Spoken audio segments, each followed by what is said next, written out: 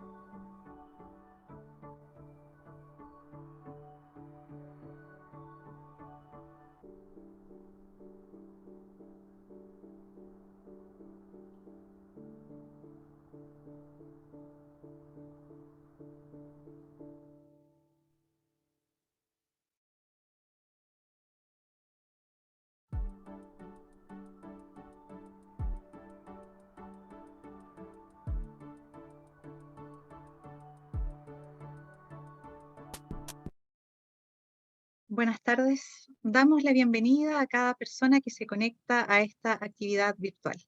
Soy Fabiola Neira, académica de la Facultad de Ciencias Religiosas y Filosofía. Saludamos a quienes nos acompañan, autoridades universitarias, académicos, académicas, estudiantes y público en general. Antes del inicio de esta actividad, queremos invitar a nuestra decana, la doctora Sandra Arenas, a que nos comparta un saludo de bienvenida. Muy buenas tardes a todas y a todos. Me complace ser parte junto a ustedes de este conversatorio en este día 18 de agosto, día en que conmemoramos la Pascua de Alberto Hurtado, y a propósito de esto, día que ha sido declarado de la solidaridad. Sentarnos a conversar en torno al tema de las migraciones es muy oportuno, a mi juicio, en este contexto, para renovar nuestro compromiso con quienes más sufren. Cada día aumenta más el flujo migratorio en nuestro país, región y en nuestra ciudad también, y con ello aumentan los desafíos de inclusión de esas hermanas y hermanos en nuestra comunidad país. Avecinarnos, hermanarnos es irrenunciable, y las universidades católicas tenemos una misión social ineludible en estos procesos. Es por ello que agradezco al Centro de Ética y Responsabilidad Social, a su directora Fabiola Neira, y a los profesores Jorge Gutiérrez y Janet Castro por esta iniciativa. Por supuesto que agradezco también a nuestro invitado, el profesor Stefano Micheletti, ya amigo de esta casa, académico de la Universidad Católica del Maule, y a todos y todas quienes se han unido a esta conversación en torno al tema migrantes ante la crisis, estallido social, pandemia y ley de migración. Que tengamos un muy buen encuentro. Muchas gracias, Sandra, por tus palabras. Como ha dicho la decana, nos convoca esta tarde un seminario sobre el tema de migración. En el año 2017, el Centro de Ética y Responsabilidad Social Juan Pablo II, en conjunto con la carrera de Trabajo Social, desarrollamos un trabajo colaborativo para acercarnos al tema de la migración, en donde participaron agentes del mundo académico, colectivos migrantes, servicios públicos, pastoral, entre otros. En esa oportunidad ya escuchamos y tuvimos la oportunidad, ¿no es cierto?, de conocer al invitado de hoy. Fue sin duda para nosotros una experiencia enriquecedora y que nos invitó a mantener presente este tema en nuestra realidad académica. Sabemos que el fenómeno migratorio está presente desde el inicio de nuestra historia, pero queremos conocer las características del tema hoy, reconociendo que no todos los movimientos se producen en circunstancias favorables. En los últimos años, como bien decía Sandra, se ha registrado, ¿no es cierto?, un aumento de las migraciones, de los desplazamientos, y muchos de ellos son provocados por conflictos, persecuciones, por situaciones, ¿no es cierto?, en donde hay una falta de oportunidades y también de seguridad. El seminario Los migrantes ante la crisis, estallido social, pandemia y ley de migración será desarrollado por el académico Stefano Micheletti, a quien le agradecemos desde ya su participación. Él expondrá aproximadamente 30 minutos para luego dar paso a las preguntas de ustedes, de quienes están participando esta tarde en el webinar, y esta parte será guiada por la académica Janet Castro. Les presento a nuestro invitado, el académico Stefano Micheletti, de la Escuela de Sociología de la Universidad Católica del Maule, investigador del Centro de Estudios Urbanos Territoriales, CEUT. Él realizó su pregrado en la Universidad de Padua, Italia, y es magíster en Cooperación para el Desarrollo y Responsabilidad Social y Ambiental por la misma Casa de Estudios y la Universidad Católica del Maule. Sus temas de investigación son el territorio y la migración. Actualmente está trabajando en los procesos de inmigración asistida de italianos a Chile durante el siglo XX.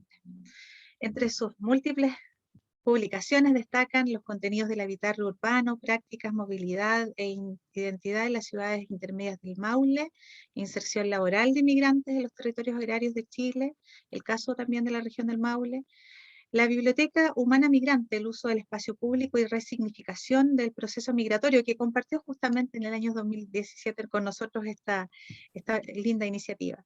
Y también, ¿no es cierto?, la inmigración en la ciudad intermedia agraria, el caso de Talca, entre otros. Gracias, Stefano, bienvenido por compartir, ¿no es cierto?, tus conocimientos con nosotros, nosotras, y por haber aceptado esta invitación rápidamente, ¿no es cierto?, y de tan buena manera como siempre. Gracias. Muy buenas tardes, Fabiola, muchas gracias por la presentación y sobre todo por la invitación que quisiera extender también a todo el equipo del Centro de Ética y Responsabilidad Social. Obviamente, mis saludos van también a la decana Sandra Arenas y agradezco desde ya a Janet Castro que moderará esta actividad después cuando conversaremos. Siempre es un gusto volver, aunque de forma virtual, a Temuco. Efectivamente, hace unos años atrás, cuando estábamos todavía en condiciones normales, tuvimos la oportunidad de compartir ese espacio. Fue una experiencia muy agradable y sobre todo fue interesante empezar en el contexto de un proceso que era incipiente en ese minuto de migración en provincia, en región, compartir justamente las primeras reflexiones que iban surgiendo respecto de este fenómeno que nunca es nuevo, pero era nuevo en términos de las características que estaba adquiriendo y que se fueron asentando con el pasar de los años, ¿no? Ya han pasado 3 o 4 años desde ese entonces. Así que siempre es un gusto volver a conversar. Muchas gracias por la invitación. Efectivamente, mi idea es compartir con ustedes algunas reflexiones sobre los momentos de crisis y la situación de las comunidades migrantes. Lo haré apoyándome en un PowerPoint donde no encontrarán texto, sino que solamente imágenes. Y me apoyaré sí en un texto que quisiera compartir con ustedes. Lo voy a hacer enseguida. En primer lugar, voy a compartir pantalla.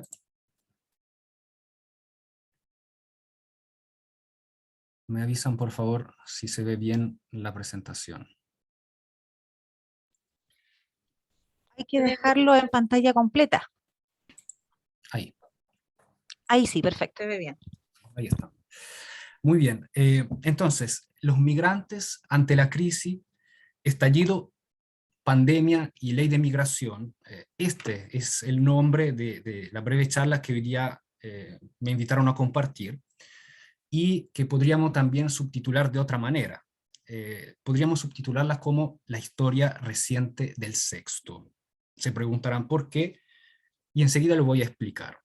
Sin embargo, quisiera comentar antes lo que trataré de hacer durante los próximos minutos, utilizando para ello variados recursos: un cuento corto, una carta de tarot, una película cult del año 1979, y también el último libro del filósofo francés Marc Crépon, Tiempos difíciles, recién publicado por Ediciones UCM, que es la editorial de la Universidad Católica del Maule. Entonces, en primer lugar, quiero intentar cuestionar en relación al proceso de conformación del Estado-Nación los contenidos de la categoría inmigrante. En esta presentación van a ser muy importantes los prefijos, ¿no? Emigración e inmigración, tal como emigrante e inmigrante, no se utilizarán, no los utilizaré como sinónimos, ¿no? Dado que implican, significan ubicaciones sociales distintas e incluyen implícitamente la existencia de territorios y actores distintos, ¿no? Como la comunidad de origen y como la comunidad de destino. Entonces, hay especial cuidado en nombrar el proceso de emigración y de inmigración como dos procesos que obviamente son parte de un único gran proceso, pero que no son sinónimos, ¿no? Son cuestiones distintas. Luego, trataré de plantear la hipótesis que la emigración es un momento de crisis, la emigración es un momento de crisis en la trayectoria vital de una persona, que se vuelve con mayor o menor intensidad conforme la historia personal, el lugar de origen y de destino, y también el paso del tiempo permanente. En tercer lugar, trataré de describir la posterior superposición de otras crisis que experimenta el sujeto extranjero en cuanto inmigrante. Y es ahí cuando, en cuarto lugar, trataré de generar, entregar en este marco, y sobre todo para la discusión abierta que vendrá después, un conjunto de reflexiones sobre tres crisis, entre comillas, o sobre tres elementos críticos de la historia reciente del país: el estallido social, la pandemia y la promulgación de la Ley de Migración y Extranjería, que es reciente. Finalmente, voy a proponer algunas consideraciones a modo de síntesis y una pregunta de cierre. Se trata entonces de un conjunto de reflexiones basadas en lecturas y conversaciones con colegas, que mencionaré cada vez que sea preciso, en el marco de diversas iniciativas de investigación y de intervención social, pero también de algunas opiniones de corte más personal, vinculada a mi experiencia como extranjero en Chile. Valga la siguiente y lamentable aclaración inicial. Aquí el inmigrante es considerado una clase particular de extranjero. Tiene las características de proceder de otros países del sur global, de ser portador de algún grado de negritud o de la, entre comillas, marca de un pueblo originario, entre otros estigmas. El extranjero, por el contrario, procede del norte global, es portador de blancura y de un idioma incomprensible, pero admirado. Evidentemente, los tratos reservados a cada tipo son muy distintos. Y en esta charla me referiré esencialmente a la vivencia del primero. También me importa decir que en ningún caso mi intención es victimizar al inmigrante, por un lado, e invalidar los profundos procesos socioemocionales de la experiencia vital de un extranjero, por otro.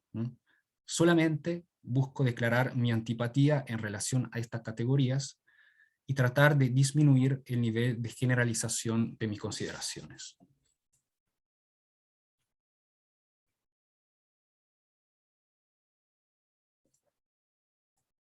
Entonces, para comenzar, tenemos pendiente aclarar el asunto del sexto, ¿no? Porque esta charla se llama, o se subtitula La historia reciente del sexto. Partamos entonces leyendo un cuento muy breve de Franz Kafka de 1920 que se llama La comunidad. Abiertas comillas. Somos 5 amigos. Hemos salido uno detrás del otro de una casa. El primero salió y se colocó junto a la puerta. Luego salió el segundo. O mejor, se deslizó tan ligero como una bolita de mercurio y se situó fuera de la puerta y no muy lejos del primero. Luego salió el tercero, el cuarto y por último el quinto. Al final formábamos una fila. La gente se fijó en nosotros, nos señalaron y dijeron: mira, los 5 acaban de salir de esa casa. Desde aquella vez vivimos juntos. Sería una vida pacífica si no se ingiriera continuamente un sexto. No nos hace nada, pero nos molesta, lo que es suficiente. ¿Por qué quiere meterse donde nadie lo quiere? No lo conocemos y tampoco queremos acogerlo entre nosotros. Si bien es cierto que nosotros 5 tampoco nos conocíamos con anterioridad, y si se quiere tampoco ahora, lo que es posible y tolerado entre 5 no es posible ni tolerado en relación con un sexto. Además somos 5 y no queremos ser 6. ¿Y qué sentido tendría ese continuo estar juntos? Tampoco entre nosotros 5 tiene sentido. Pero bien, ya estamos juntos y así permanecemos. Pero no queremos una nueva unión, y precisamente a causa de nuestras experiencias. ¿Cómo se le podría enseñar todo al sexto? Largas explicaciones significarían ya casi una acogida tácita en el grupo. Así, preferimos no aclarar nada y no le acogemos. Si quiere abrir el pico, lo echamos a codazos, pero si insistimos en echarlo, regresa. Cierre comilla. La imagen de la casa segura, lo dice también el sociólogo polaco Zygmunt Bauman, se ha utilizado muchísimo a la hora de hablar de en términos metafóricos de los procesos de inmigración y de la construcción de identidad. Si se quiere, el cuento de Kafka es la fiel representación histórico-política de la conformación del Estado-nación chileno, también de muchos otros, obviamente, de sus precariedades constitutivas y de su intolerancia hacia lo distinto. La comunidad la conforman 5 personas que salen de una casa. El único que queda excluido de la comunidad es el que presumimos, porque no se especifica su procedencia, estaba fuera de la puerta. En latín, afuera se dice foras, el forastero. En esta charla, el sexto, ese extraño, entrometido, insistente elemento del cuento de Kafka, es quien en la sociedad moderna llamamos inmigrante. Parece importar poco que nadie sepa, en realidad, qué hay al interior de la casa. Si quienes estaban allí y salieron para mostrarse al resto y ser reconocidos, decidieron habitarla voluntariamente o fueron obligados. Si al interior había libertad o no. Si las relaciones eran disfuncionales. Si penaban las almas. Ni siquiera sabemos si existe esa casa, porque Kafka nos muestra solamente una puerta y entendemos que hay paredes que la sostienen. Kafka nos muestra una fachada, a la que los protagonistas principales y secundarios, la gente, llaman casa. El truco, si queremos continuar con la metáfora, es convencer que existe un origen identitario único de la comunidad, la casa, dando vida a una realidad que nunca existió. Mostrar la fachada, dando a entender que existe una casa, un truco literario que utiliza Kafka y con el que operan los gobiernos y las élites en el proceso de conformación y perpetuación del Estado-nación. Frente a esta construcción identitaria emerge la categoría del extranjero, cuya diversidad es rechazada a través de expresiones xenófobas, y luego emerge también la categoría del inmigrante, que generalmente padece prácticas racistas, es decir, que suponen la existencia de razas y la superioridad de alguna sobre otras. Esto implica a la larga una ceguera impuesta por prejuicios que, en palabras del filósofo francés Marc Crépon, encierran seres singulares, como somos todos, complejos, irreemplazables y siempre dignos de respeto, en categorías particulares, cuyo resorte es siempre permitir a aquellos que las utilizan ignorar esta complejidad. Entonces, la suma del prejuicio y la generalización condena a los inmigrantes a una pena cruel sin el debido proceso, extingue el beneficio de la duda, borra la presunción de inocencia. Si alguien viene desde ese lugar, entonces es muy posible que sea ladrón, puta, narco, muerto de hambre, facho, comunista. La suma de prejuicio y generalización tiende a borrar la individualidad, y es esa dimensión, la de la dignidad individual, que urge recuperar.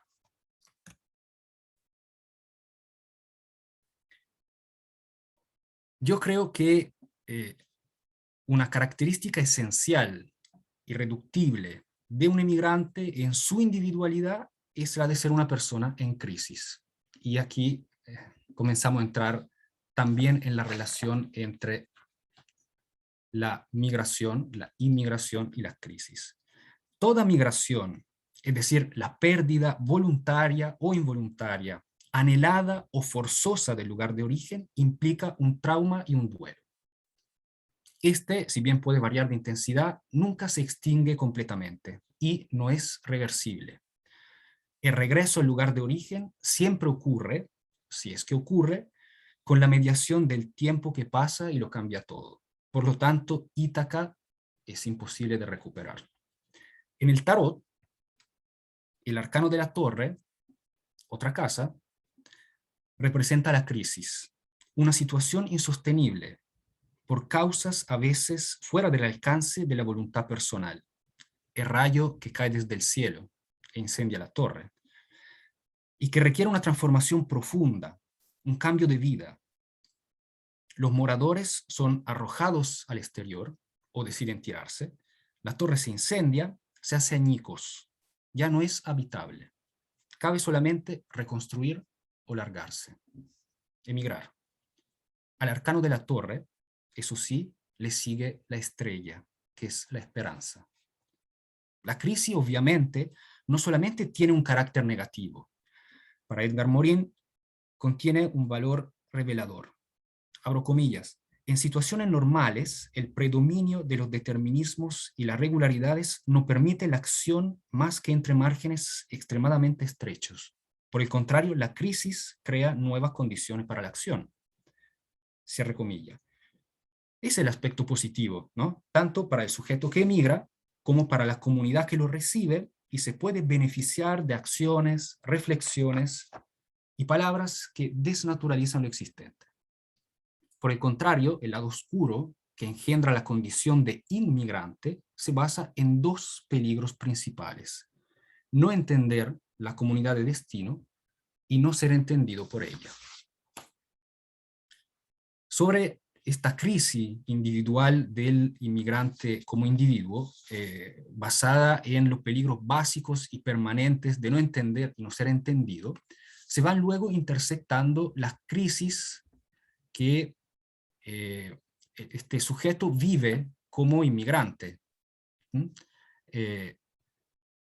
Es la misma persona, es el emigrante, pero visto ahora desde la perspectiva de la sociedad de acogida.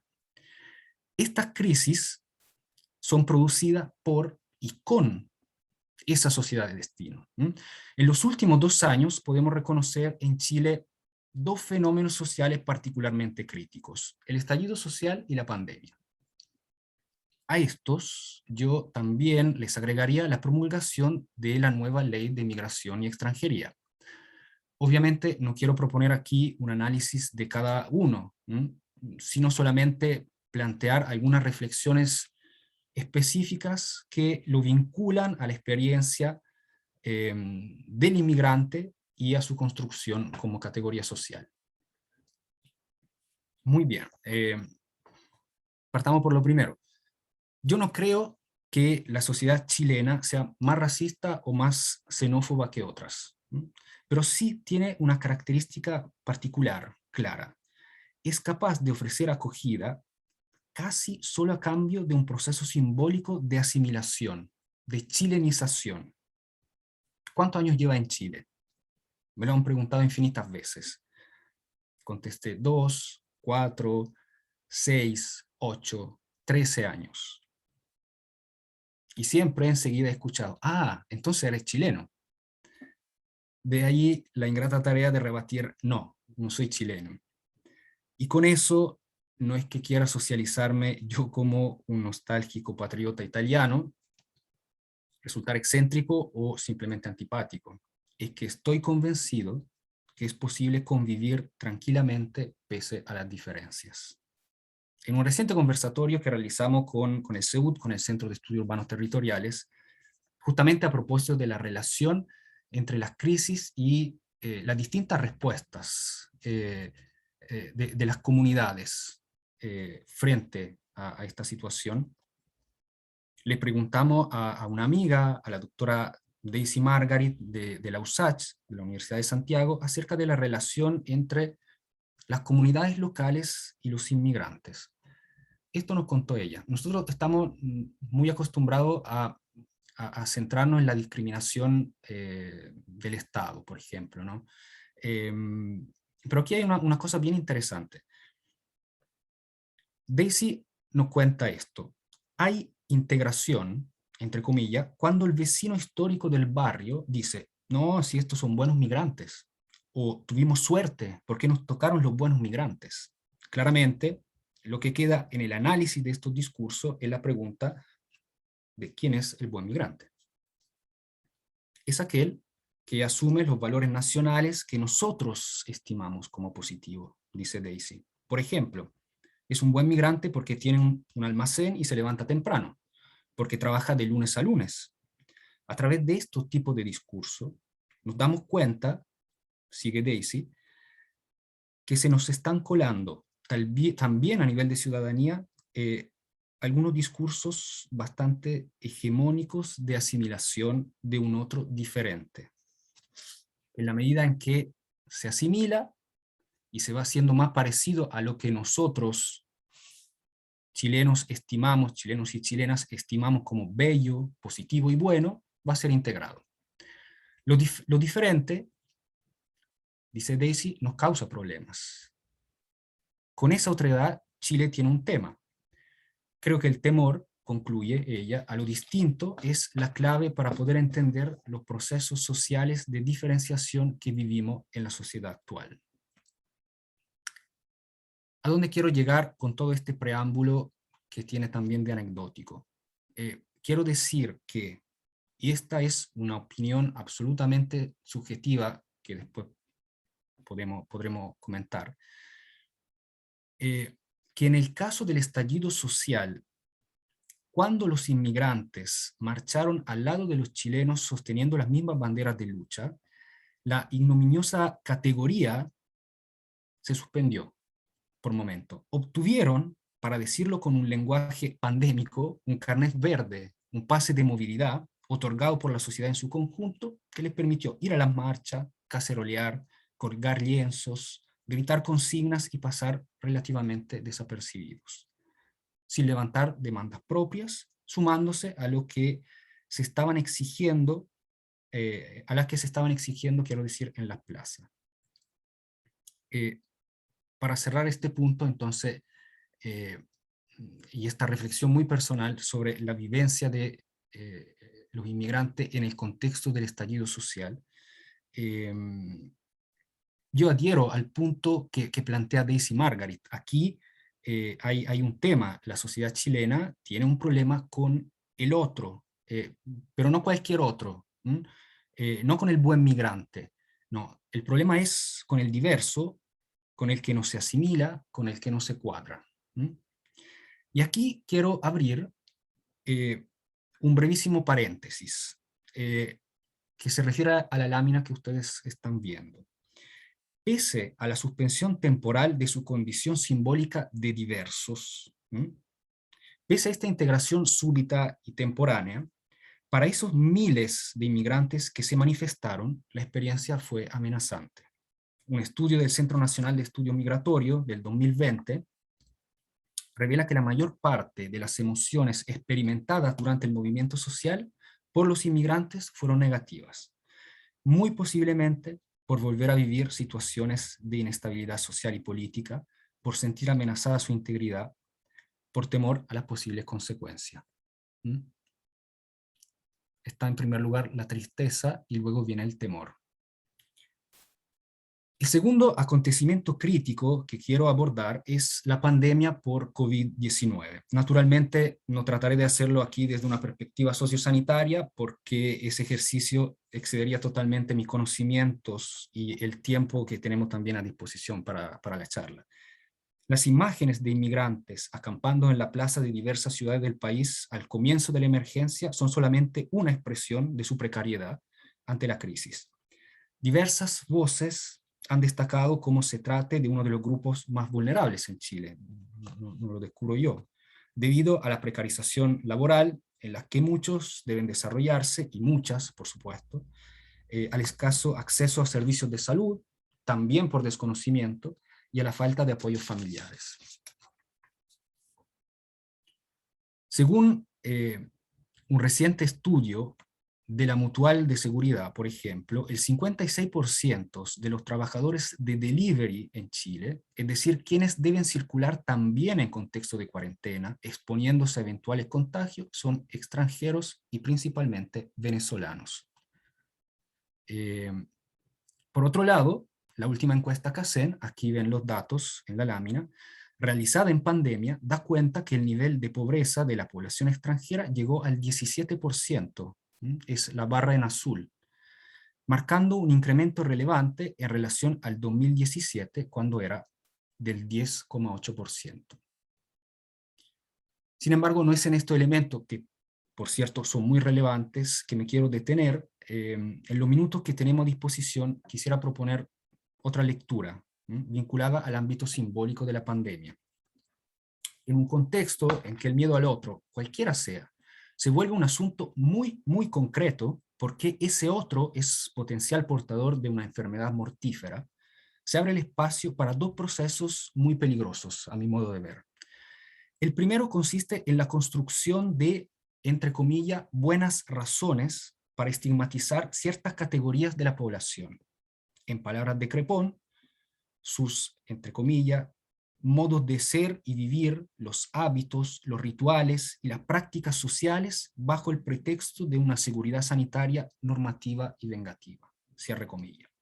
Nos faltó en este sentido quien responsabilizara a los inmigrantes por la propagación del virus en ciertos lugares, como en el famoso Cité de Quilicura, donde el Servicio Jesuita a Migrantes denunció prácticas racistas en contra de enfermos haitianos, dominicanos y colombianos. Abro comillas. Se nos llegó a culpar de las cosas más absurdas. Éramos tratantes de blancas, introducíamos el tracoma, aquella terrible enfermedad de la vista que ni siquiera se conocía en Siria. En una ocasión se nos atacó en la más importante revista que se publicaba hacía 30 años en Santiago, imputándonos ser culpables de introducir la malaria y no recuerdo qué otras calamidades. Cierre comilla. Estas son palabras del inmigrante sirio Benedicto Chouaki, que en sus memorias, que recomiendo, muy bonito libro, dejó consignada una realidad de principios del siglo XX, hace 100 años, que lamentablemente, al parecer, ha cambiado un poco en términos simbólicos.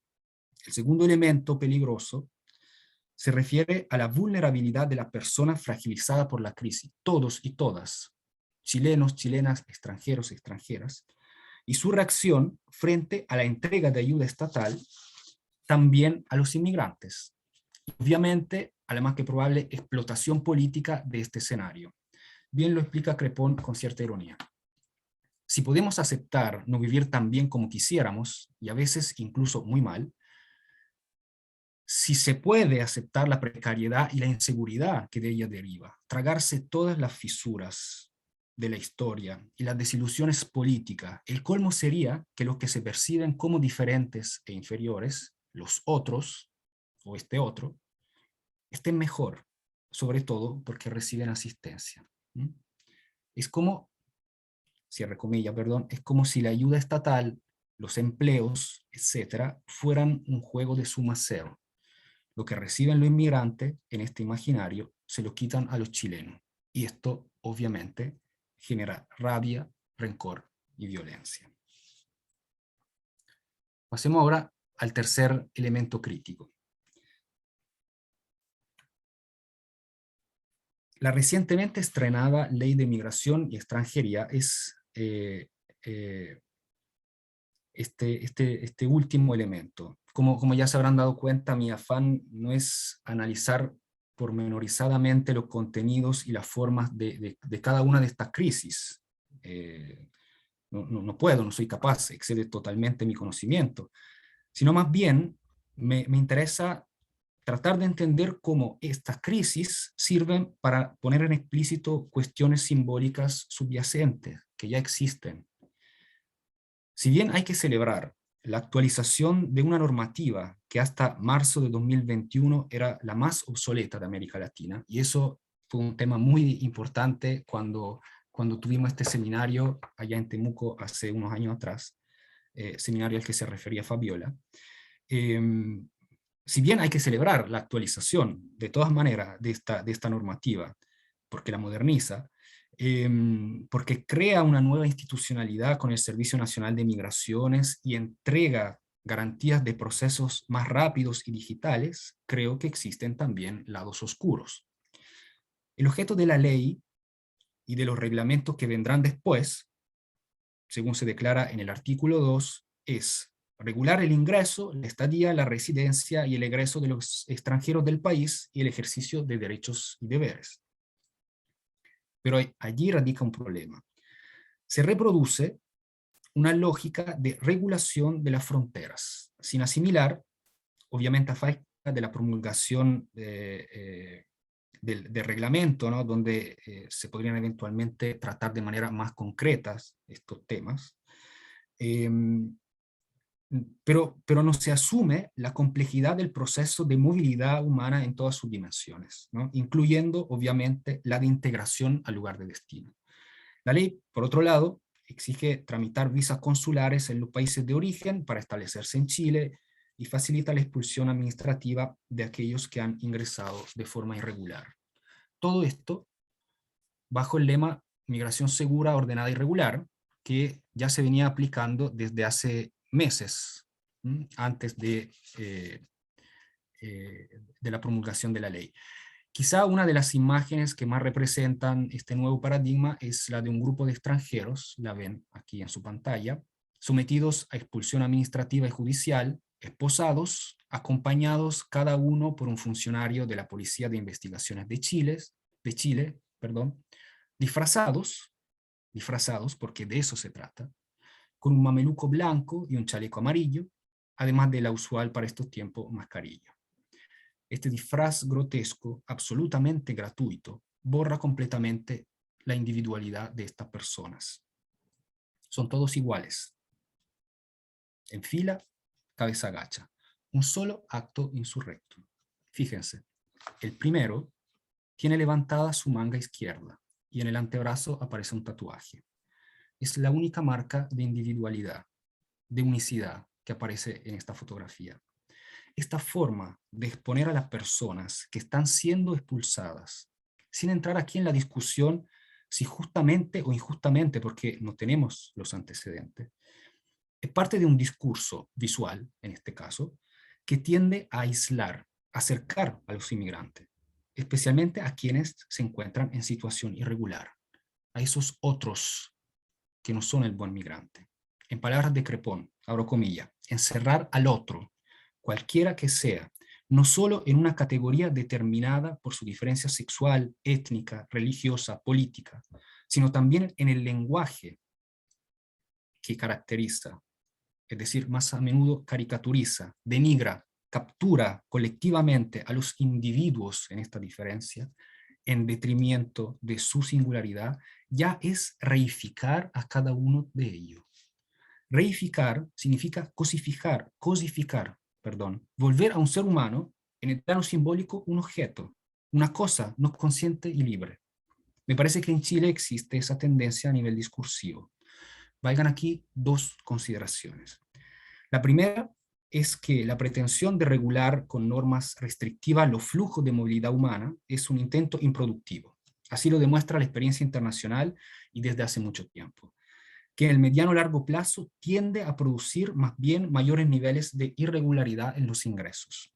Buscar además construir la imagen de huésped indeseado alrededor de personas que por distintos motivos, se dijo también en la introducción de este encuentro, algunas porque sometidas a catástrofes socionaturales, a violencias, a guerra,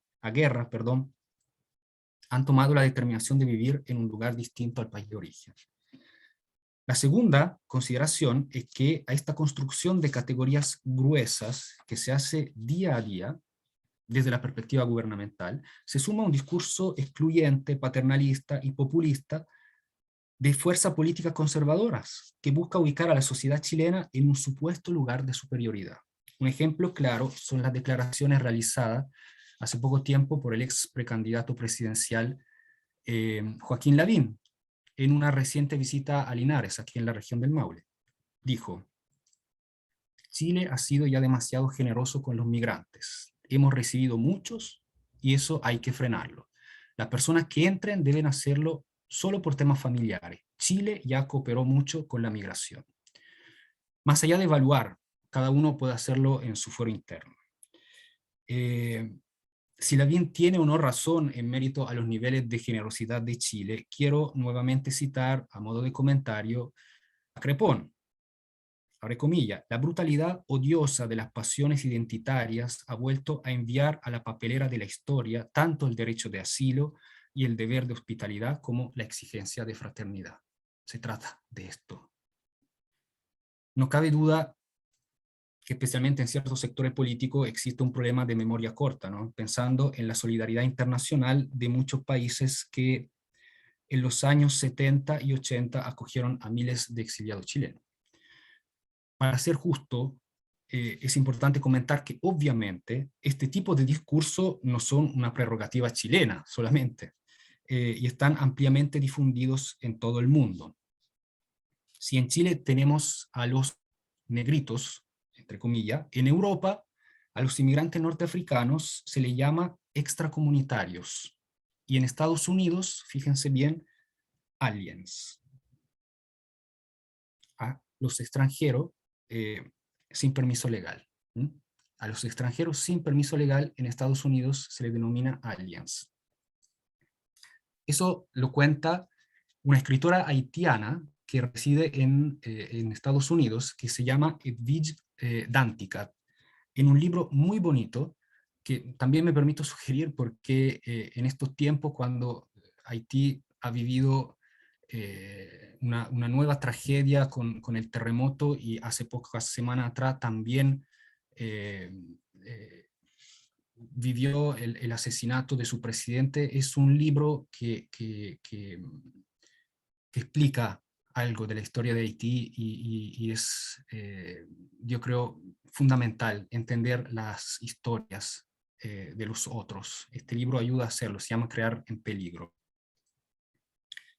El alien, se me permite aquí esta digresión, que viene también ayudando un poco como metáfora.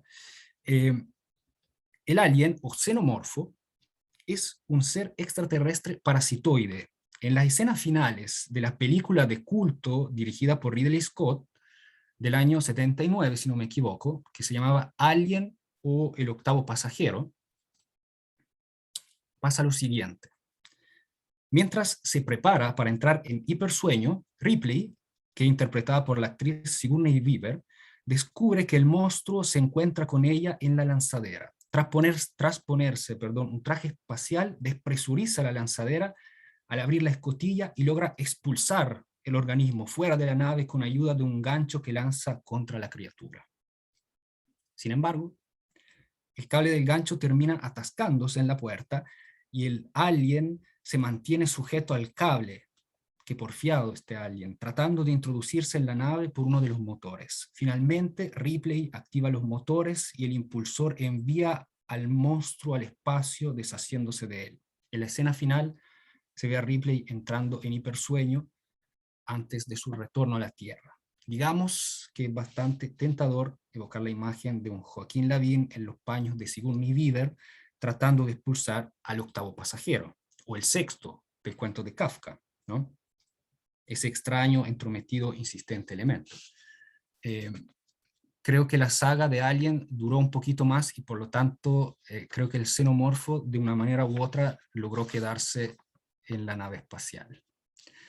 Bien, para ir cerrando, le quiero comentar lo siguiente. Un ecosistema diverso es mucho más resistente a las crisis que un homogéneo. Es una verdad ecológica que se puede aplicar a la sociedad. Que exista biodiversidad, variedad de vidas, es una ventaja para todas y todos. Pero no se trata solamente de lo que convenga o menos. Habitar una sociedad diversa y respetuosa es una utopía que vale la pena perseguir porque es un anhelo democrático, justo, porque es bello, de una belleza profunda.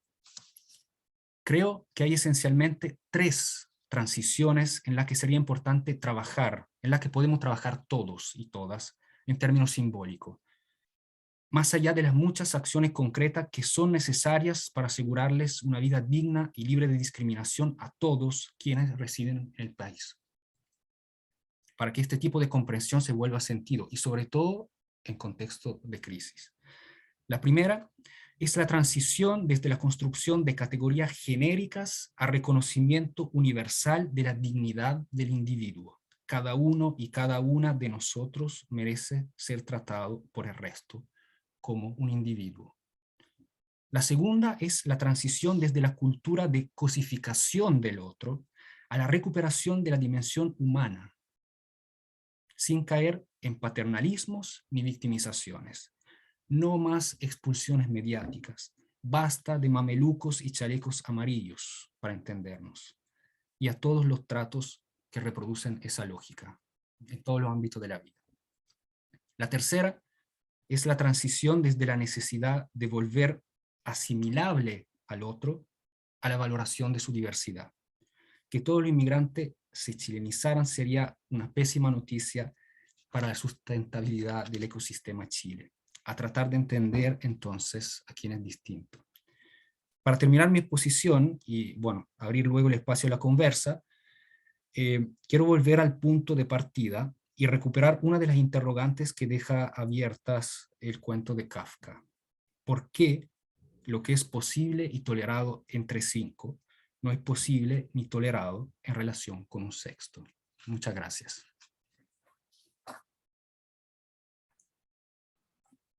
Muchas gracias, Estefano. Interesante, muy interesante tu exposición. Yo tengo aquí varias, no sé si preguntas, tal vez comentarios para después. Dejo este espacio a la profesora Janet Castro. Muchas gracias, Estefano. Una presentación muy interesante, incluso diría yo entretenida. Se agradece mucho eso en estos tiempos medios agobiantes laboralmente. No hay preguntas en el chat porque la presentación fue muy clara, pero invito a los participantes a que puedan, usando esta herramienta de levantar la mano, poder hacer, como dijo Estefano, una conversa y ir haciendo comentarios, no solamente preguntas. Hay también un público bien diverso, así es que les invito a poder iniciar esta conversación. Sí, conversemos más que preguntas, de todas maneras.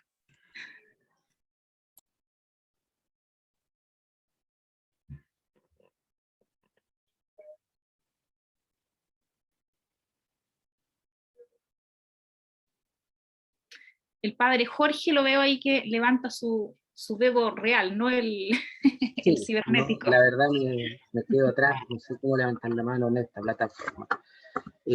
Bien, muchas gracias, Estefano, por la exposición, muy interesante.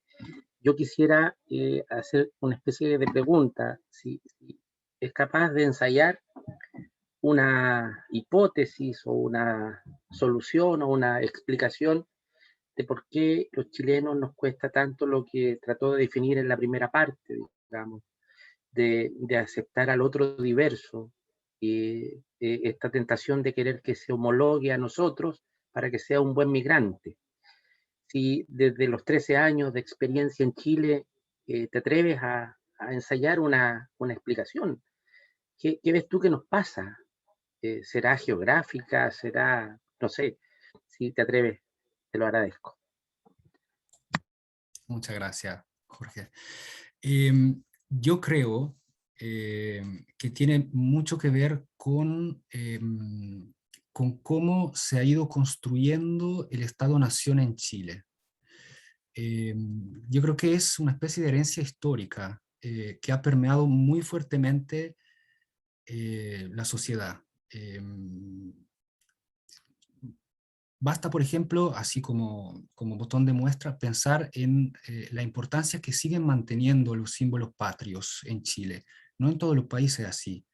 La bandera, el himno, son los símbolos que representan la unidad y la homogeneidad supuesta del país. Entonces, yo creo que en su origen, el intento de las élites que conformaron el Estado-Nación en Chile fue justamente lo de construir hacia adentro un nosotros que no era fácil de construir porque obviamente la sociedad en ese tiempo estaba conformada por descendientes de españoles, había un mestizaje fuerte, estaban los pueblos originarios, etc. Entonces, para poder instalar el Estado-Nación en Chile era necesario construir al menos un discurso de homogeneidad.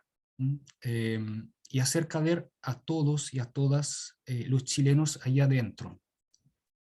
Por eso, obviamente, el establecimiento de fronteras es muy importante, ¿no? Definir quiénes somos nosotros y quiénes son los otros es un ejercicio fundacional de una sociedad. Yo creo que ese discurso homogeneizador ha prevalecido por sobre el discurso de la diversidad. Y eso es lo que permea hasta el día de hoy, aunque obviamente las cosas cambian, la percepción que existe respecto de este otro, ¿no? Obviamente eso responde a la historia particular del país. También ese discurso fue impuesto con la violencia. También el país pasó por momentos en que el enemigo era interno, en que quedaron excluidos muchas categorías sociales en Chile, y prevaleció este discurso impuesto por las élites, ¿no? Que se veían a sí mismas blancas, por ejemplo, y lograron convencer a un país que era un país blanco, cuando en realidad esto primero no representa ninguna cualidad superior, y dos, en un contexto donde hay una diversidad enorme a nivel fenotípico y genético, ¿no? Entonces yo creo que es un poco la expresión de ese discurso impuesto por las élites que fundaron el Estado-Nación en Chile y que se ha ido perpetuando. Obviamente que en algunos momentos se ha vuelto a remarcar ese discurso, pensemos por ejemplo durante la dictadura, ¿no? Entonces es como si hubiese ciertos periodos en la historia de Chile que, que recuerdan ese discurso y lo recuerdan con fuerza, ¿no? Con mucha fuerza. Entonces un mensaje que no se ha olvidado y que sigue existiendo en el subconsciente. Yo creo que estamos en tiempo de apertura y de a poco se va avanzando se va transitando hacia la valoración de la diversidad. Muchas gracias, Estéfano. Si El alguien... profesor Juan Pablo Beca tiene su micrófono habilitado para que pueda hablar. Muchas gracias. Juan Pablo. Muchas gracias. ¿Me escuchan? Sí, se escucha bien, Juan Pablo. Gracias. Hoy, súper interesante la charla, la exposición. Yo soy abogado, así que perdón, pero quiero llevar el tema un tema jurídico, a lo mejor no tocaste, que son los derechos políticos, el derecho a sufragio. Déjame hacer una pequeña introducción y después la pregunta. Voy a tratar de ser breve. La regulación en Chile era de las más abiertas en el mundo para otorgar derecho a voto a los extranjeros, lo que llamamos el derecho a sufragio activo, emitir el derecho a sufragio, pero no podían ser candidatos, basta con 5 años de residencia, de la más abierta en el mundo en ese sentido. Pero, y eso desde la dictadura, eso fue una decisión de la dictadura, pero como contraparte, le negaba hasta hace muy poco el derecho a voto a los chilenos que se van al extranjero. Entonces, eso nos lleva a decir que la comunidad política son los que están acá, no los que tienen raíces chilenas, sino que los que están acá. Y eso tiene que ver con lo que mencionaba, a mi juicio, mi interpretación del buen migrante. O sea, cuando se dictó esta norma era la migración europea y eran bienvenidos. Probablemente hoy día no se habría dictado, o con los datos de hoy día, la dictadura con migración haitiana, venezolana, no se habría hecho algo similar. Pero la pregunta es si es eso que ya existe. Es difícil, estamos en proceso constitucional, se va a cambiar la constitución, pero esto es una norma que viene de tan antiguo que es difícil que se cambie, ¿no es cierto? ¿Podría servir para la integración a la sociedad chilena el que los migrantes voten? O, por el contrario, eso puede llevar a, somos todos ciudadanos, somos todos iguales, y a ocultar las diferencias.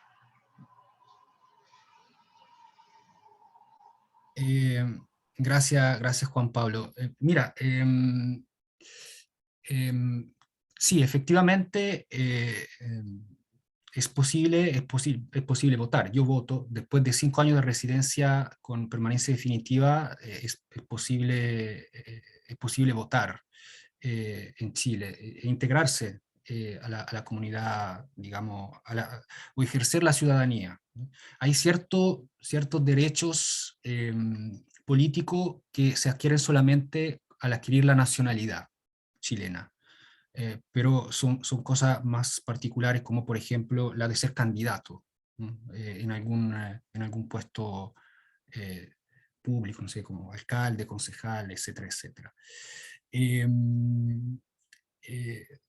Obviamente, en este momento yo creo que va a aumentar en función del aumento de la cantidad de extranjeros y extranjeras que residen en Chile, la importancia del voto inmigrante. Hasta el momento ha tenido muy pocas repercusiones porque los números habían sido bien bajos. Pero vemos hoy día que elecciones de países como Estados Unidos se basan mucho en campañas que tratan de capturar, por ejemplo, los votos de los inmigrantes latinoamericanos, y ahí el voto extranjero o del inmigrante es súper potente, es desequilibrante en ese sentido. Yo creo que es importante que puedan sufragar los inmigrantes, las inmigrantes que residen en el país, y que lo hagan también los chilenos y las chilenas en el extranjero. Obviamente es este un tema que irá asumiendo cada vez más relevancia, de todas maneras. Muchas gracias. Ricardo Salazar pidió la palabra, luego Vanessa Canales, y a continuación hay una pregunta también que se hizo de manera escrita. Ricardo, te escuchamos. ¿Aló? ¿Sí? Sí, se escucha. Hola, muchas gracias, estuvo muy interesante, un gusto, Estefano. Yo quería como un comentario respecto a lo que hablaban sobre lo que preguntaba el padre Jorge de dónde proviene esto. Yo hace poco estuve revisando un libro que se llama El 48 chileno de Cristian Gasmuri y hablaba, bueno, de cómo se formó, ¿no es cierto?, este Chile independiente y todo lo demás. Y claro, y hacía alusión también a un tema de, si no mal recuerdo el concepto bien dicho, es provincialismo, que por los límites geográficos también de nuestro país, Por ejemplo, en nuestro país no llegó, salvo en el norte, que todavía hay comunidades, ¿no es cierto?, de afrodescendientes, pero digamos de centro-sur o de cuarta región para abajo, y no, o sea, para el sur no hay, al menos hasta hace poco, ¿no es cierto?, comunidades afrodescendientes, o como ocurrió en Argentina, con hartos inmigrantes desde un inicio de sus procesos digamos, de generación de la República. Y eso es súper interesante, cómo eso también se replica es un elemento de continuidad en nuestra identidad. Y lo otro que me llama mucho la atención, que claro, cuando tú mencionabas esto de que Chile, los chilenos pareciera que quisiéramos como asimilar al otro para que sea un buen inmigrante, eh, también ocurre a la inversa, como que a nosotros, cuando nosotros nos creemos como la cultura, digamos, superior respecto a los inmigrantes, pero también se ve que en nuestra cultura, digamos, esto es una generalización casi caricaturesca que a veces no corresponde, pero para que se entienda, intentamos meternos en las culturas de otros que consideramos superiores. Por ejemplo, vale el caso emblemático de nuestro presidente Sebastián Piñera cuando fue a Estados Unidos, ¿no es cierto? Y mostró en la bandera, mire, en Estados Unidos hay un pequeño Chile. Entonces, como que nos sentimos bien cuando potencia o países europeos nos consideran. Y pareciera ser que pensamos que esa es la misma vara con la cual tenemos que medir a los que llegan a Chile, y mientras más chilenos se sientan, mejor, po. Entonces, es como una dinámica que va de ida y vuelta. No es solo de nosotros para con otros, sino que de cómo nos miran los otros a nosotros. Eso era como el comentario que quería, no sé qué piensas tú al respecto. Muchas gracias, Ricardo. Sí, mira, yo creo que pasa una cosa, que es casi como casi psicosocial, y que yo creo que el estallido social empieza a romper, y es la dificultad de relacionarse de igual a igual con otro. Yo creo que históricamente se ha fraguado esta barrera, ¿no? La dificultad que existe para relacionarse de igual a igual con un otro, sin necesidad de ponerse por arriba o por abajo. Ese ejercicio de mirar al otro, a la otra de frente, sintiéndose par, yo creo que es una de las cosas que como sociedad es importante comenzar a visualizar.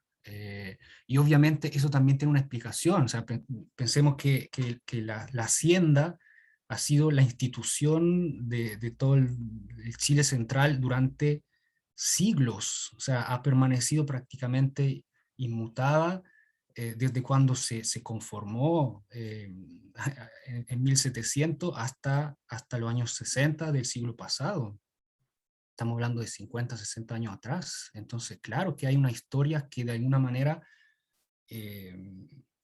genera esta forma de ser y relacionarse, no es gratuita, no es que hay explicaciones sociohistóricas, y es importante, por eso es importante mirar hacia atrás, por eso es importante, porque nos da claves de lectura sobre cosas que están pasando ahora. Y lo otro, hay una cosa interesantísima ahí que mencionaste, Ricardo, sobre la población negra en Chile. Digo negra, y eso también es un tema interesante, porque estoy trabajando con una estudiante en una tesis, y justamente estamos trabajando sobre la discriminación a mujeres afrodescendientes, y una de las decisiones que tomamos es de utilizar la palabra negro y negra, tratando de revalidar ese concepto, tratando de sacudirle de encima todas las cargas negativas del concepto, ¿no? Porque una de las grandes complicaciones cuando hablamos es que no sabemos cómo decir las cosas, ¿no? ¿Se dirá o no se dirá negro? ¿Se dirá afrodescendiente? Se dirá, y inventamos un sinfín de eufemismos, y claro, pues nos damos cuenta que el concepto ha sido recargado negativamente. Liberemos el concepto de esa carga negativa, y vayamos trabajando es razón de esa idea de que podemos en la diversidad relacionarnos de igual a igual. Hay una cosa histórica interesante, ojo, porque mucho se dice que en Chile no hubo población negra. ¿Mm? Y cuando digo negra o negro, me refiero a portadoras de negritud, es decir, no solamente una pigmentación de la piel, sino que toda una cultura, una forma de ser, una forma de pensar, un origen, etc. Esa es la negritud, ese conjunto, no es la pigmentación de la piel, es una cultura. Entonces, muchos piensan que en Chile no hubo población negra, pero fíjense que, si mal no recuerdo, en un censo de mediados del 1600, en un libro de Bengoa, muy bonito, se llama Historia Rural de Chile Central, el censo decía que el 10% de la población de Santiago era negra, el 10%. Eso significa que en Chile también hubo población negra, pero a diferencia de otros países donde hubo un proceso de segregación, acá en Chile hubo un proceso muy temprano de mestizaje, de mezcla.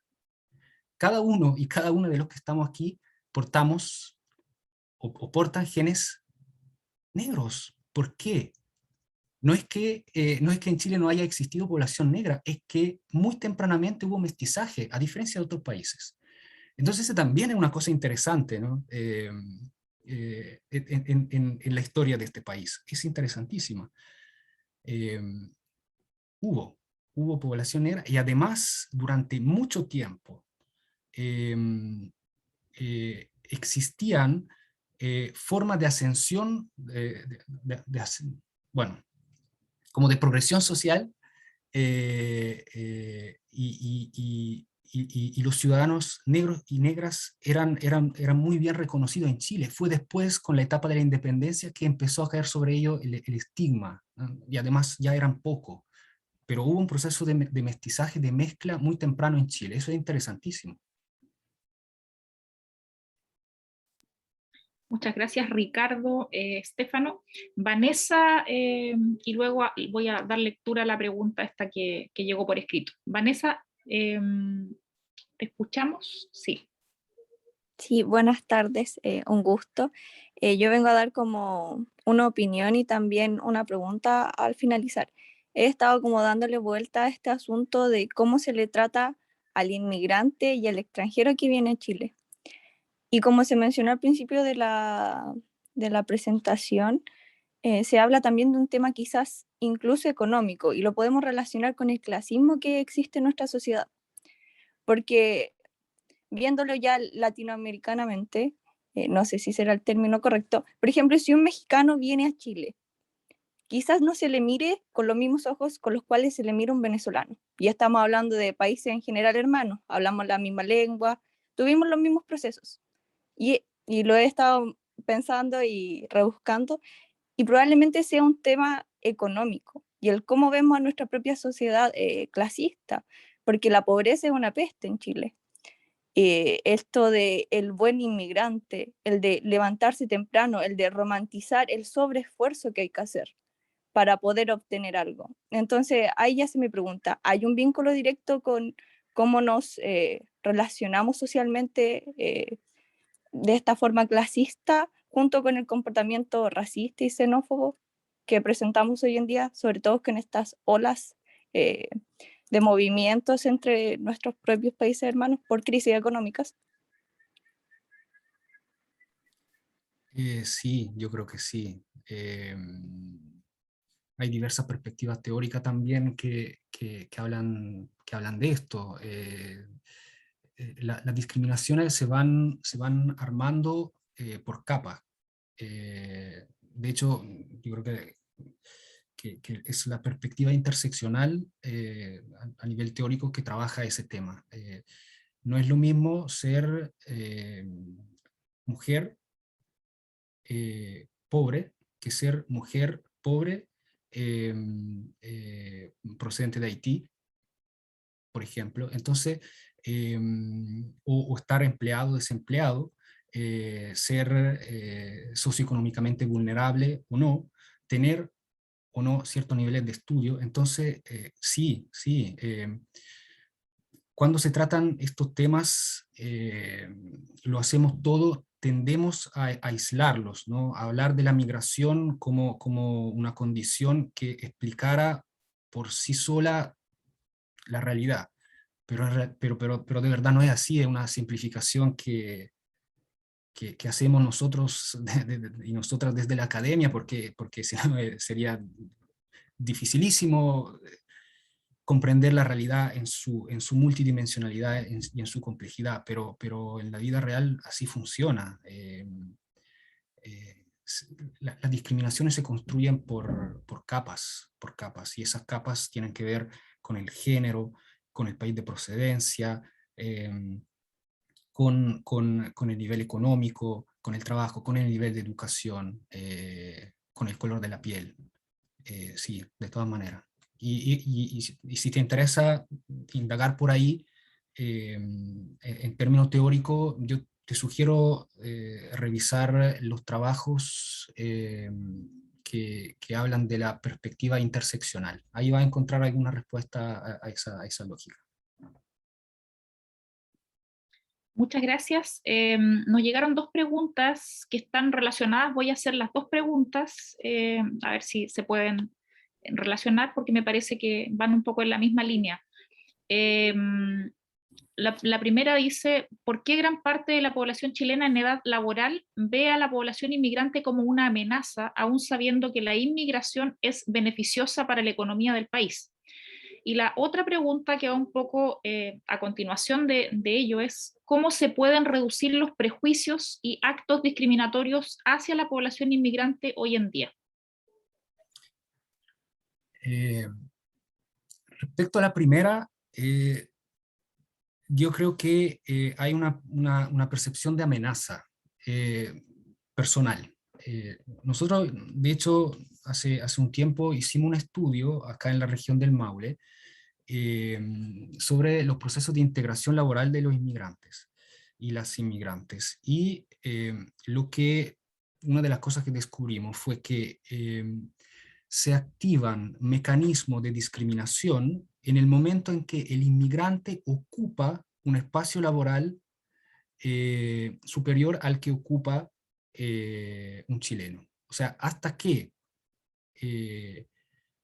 las personas haitianas están trabajando en la línea del packing o en el campo recogiendo fruta, está todo bien. Prima la visión de que efectivamente son un aporte, porque además todo el mundo sabe que hay un déficit de mano de obra en el campo. Pero si ese haitiano pasa desde el campo o desde el packing a algún nivel intermedio de la industria agroalimentaria, por ejemplo, ahí se activan los mecanismos de discriminación. Entonces, yo creo que es al neto de la consideración general de que económicamente los inmigrantes aportan y son necesarios, es en el momento en que se percibe una amenaza a nivel personal que se activan estos mecanismos. Entonces, es cuando yo siento que ese puesto podría haberlo ocupado yo, que me empiezo a molestar. Yo creo que esa es una clave de lectura, entre otras. No me interesa estar en el campo recogiendo manzanas, ahí puede estar el haitiano, no hay ningún problema, y todo bien, y bienvenido. Pero si puedo ocupar algún lugar intermedio, ahí como que me molesta un poquito más. Hay una clave para darle vuelta. Y sobre disminuir, es una pregunta enorme, yo no tengo respuesta. Yo terminé la exposición planteando esas tres transiciones que creo que son necesarias. Le agregaría una cuarta, que es que aprendamos entre todos a tratarnos de iguales, que no sintamos la necesidad de ponernos por arriba o por abajo del que tenemos enfrente. Eso podría decir. Muchas gracias a todos quienes han participado. Muchas gracias, Estefano. Y Fabiola, te doy la palabra. Janet, Muchas gracias. discúlpame, te interrumpo solamente para comentar una cosa, que aquí en el chat voy a dejar mi correo.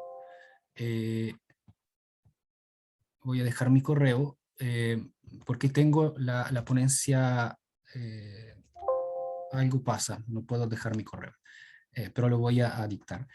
Por si Yo alguien quiere puedo, recibir, es el que sí, tengo, sí es sí, ese, yo lo puedo. stefano.ucm@gmail.com, por si alguien quiere recibir la ponencia escrita, porque están también todas las referencias bibliográficas ahí, puede haber material de interés. Disculpen la interrupción. Estefano, repíteme por favor, ¿es S. Micheletti? stefano ¿Ya? .ucm@gmail.com.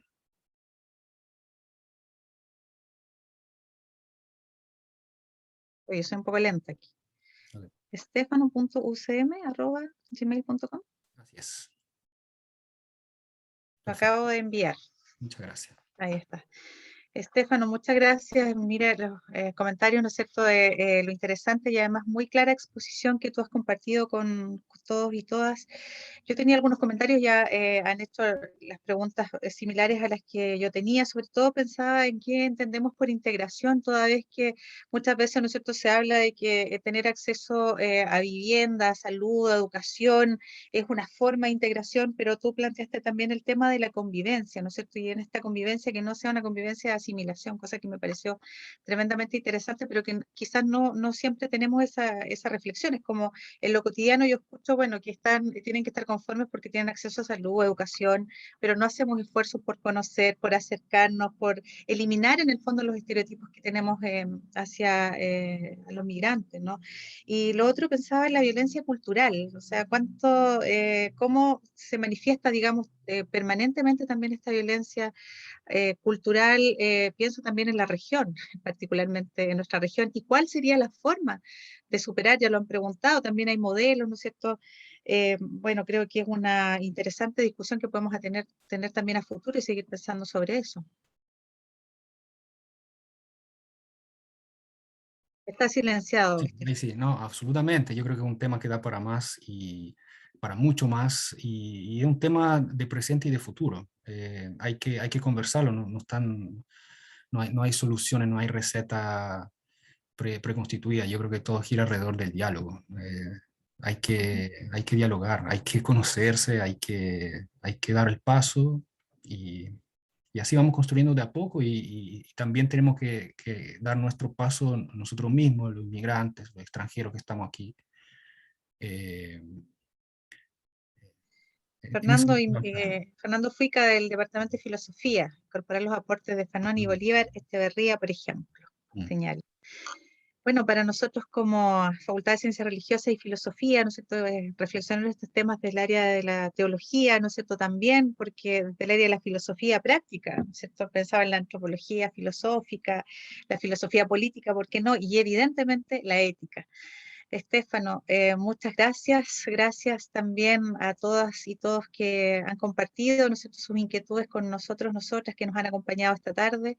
Agradezco también a la decana de nuestra facultad, al vicedecano que nos acompañan hoy día, y esperamos que sigan participando con nosotros en los webinars futuros de la facultad y en las actividades que tenemos permanentemente. Nuevamente, gracias, Estefano, por tu interesante propuesta, digamos, de reflexión en torno a la migración estatal. Gracias. Muchas gracias a ustedes. Nos despedimos. Gracias. Muchas gracias. Buenas tardes.